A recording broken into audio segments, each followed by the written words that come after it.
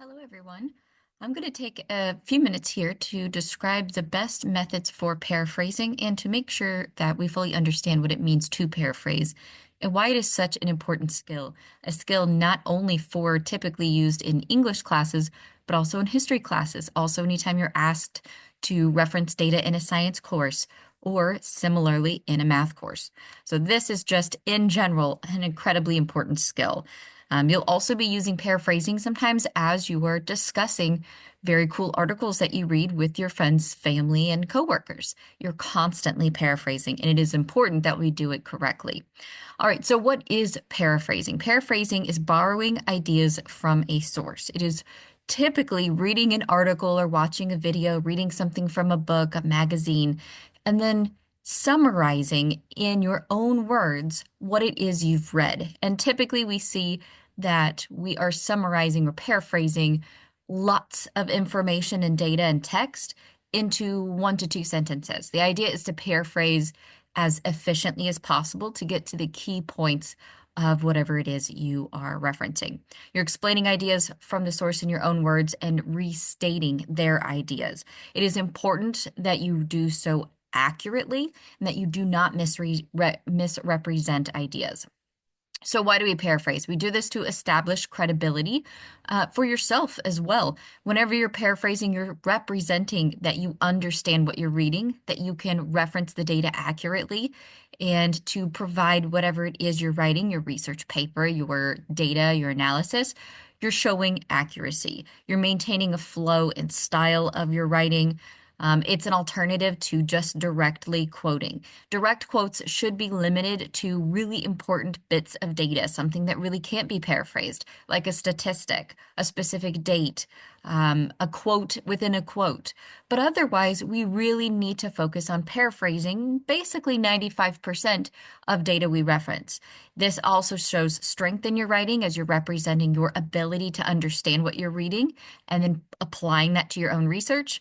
That shows your understanding. And then it's to ask questions, to unpack vocabulary, draw inferences, bring us back to the main idea of the research you're referencing.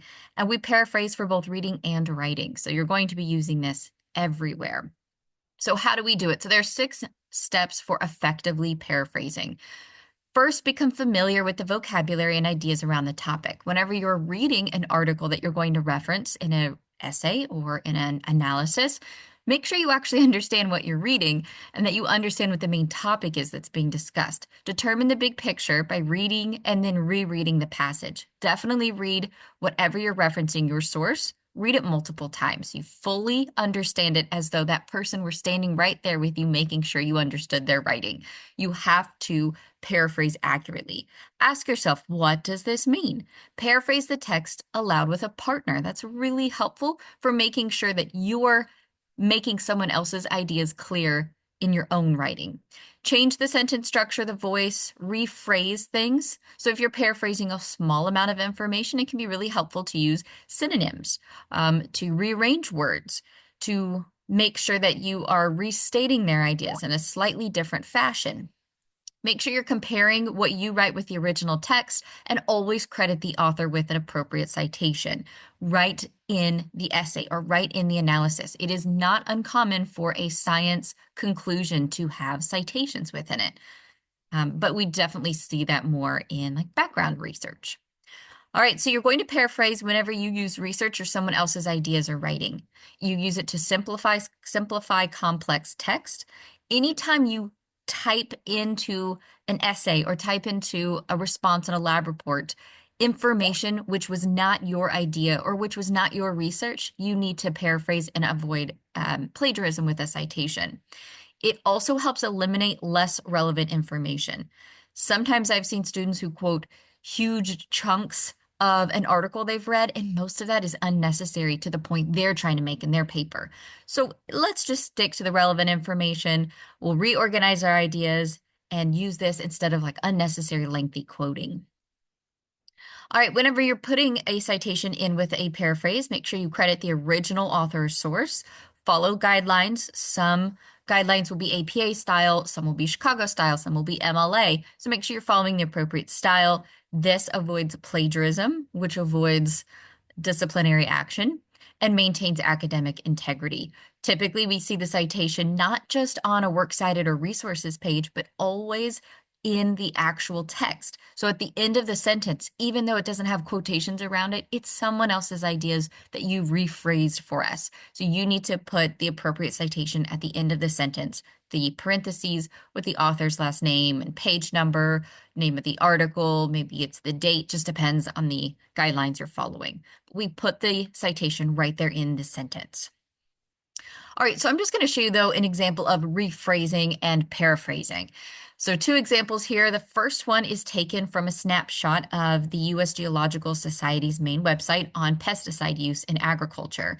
You can see there in the white box that it's fairly lengthy, and you can pause the video here and read through it if you'd like to slowly, but I'm just going to skim it quickly.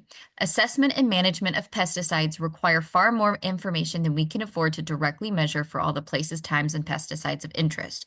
In addition, many decisions, such as setting monitoring priorities, approving registration of a new pesticide, and determining how much to spend on a management strategy, inherently depend on predicting the potential effects of pesticides on water quality for locations or amounts of use that have never been directly assessed.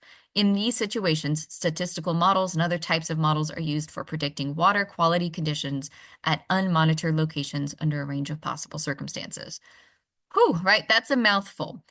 If I were to sum that up, read it, reread it. What are they getting at? What are they actually saying? They're saying there's too much data. There's too much data, so they're having to do a lot of modeling, right? And if that was unclear, that means you need to reread and make sure you're understanding that section of the source. Sometimes students will see a sentence or a paragraph like this, and they will pull out something that underlines whatever point they're trying to make in their paper, but that's not actually what the author was saying in the original author's paper. So don't say, don't just pull out the part or the sentences that say there are potential effects of pesticides on water quality. That's taken out of context, right? But that sentence, right, that phrase is there in that white box, but if you read the full box, they're saying there's not enough data, so a lot of this is predicted modeling. So if I were to paraphrase this entire paragraph, which is ideally what you're going to do, rather than paraphrasing individual sentences, typically you read several at a time and then shorten it for us. Here it is in orange. The United States Geological Society takes advantage of modeling systems to predict outcomes of pesticide use due to the extensive process in registering chemicals and the large number of testing locations required. Okay, one sentence to summarize all of those that we read in the white paragraph. AKA, the USGS is overrun with pesticide data, but not enough hands on deck. So they're busy using modeling. Okay, and let me show you one more example. Here in the white text is an informational text on habitat fragmentation. You'll notice within this text there are citations, and it's okay to cite a citation within a source. If I were pulling from this source, I can still cite the source I'm pulling from, but typically, especially depending on the guidelines you use, you need to cite the original source. So here where it says figure 3 and it's hyperlinked, I could click on figure 3 and just grab the original information from the original source. But for the process here, I'm just going to summarize our entire white box. So here's the original text. Reduced fragment area, increased isolation, and increased edge initiate changes that percolate through ecosystems. Fragmentation has the capacity to generate persistent, deleterious, and often unpredicted outcomes, including surprising surges in abundance of some species, and the pattern that long temporal scales are required to discern many strong system responses. In light of these conclusions and ongoing debates, we suggest that fragmentation's consistency, pervasiveness, and long-term degrading effect on biodiversity and ecosystem function have not been fully appreciated. Okay, long story short, the NCBI has noticed some negative effects, but they have more to do. So here's the paraphrased version of that in one sentence. The NCBI has found habitat fragmentation to have even more negative effects on ecosystem biodiversity than previously due to the compounding nature of the outcomes. What they were saying is that it turns out as they're beginning their research that there are even more issues than they even originally realized because these issues affect one another. Not only is habitat fragmentation a key issue, but also some of the effects are causing other effects to get worse. So they're realizing it is a multi-tiered problem. And what they're saying in that white text is this is going to take a while, right? To gather this data, there is a compounding nature to these outcomes. So you take several bits of information and put it into one paraphrased text. Notice I used some of the words they did, but I did not use them all sequentially. I did not use it back to back. I did not have the exact word for word writing that they did. Okay. Quick overview here. We want to show we understand what we're reading. That's the most important thing.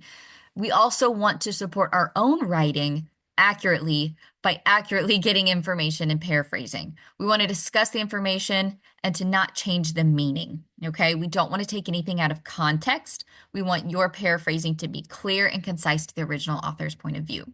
Use only the information you need. Don't put a bunch of stuff in there you don't need. Don't use a bunch of direct quotes you don't need.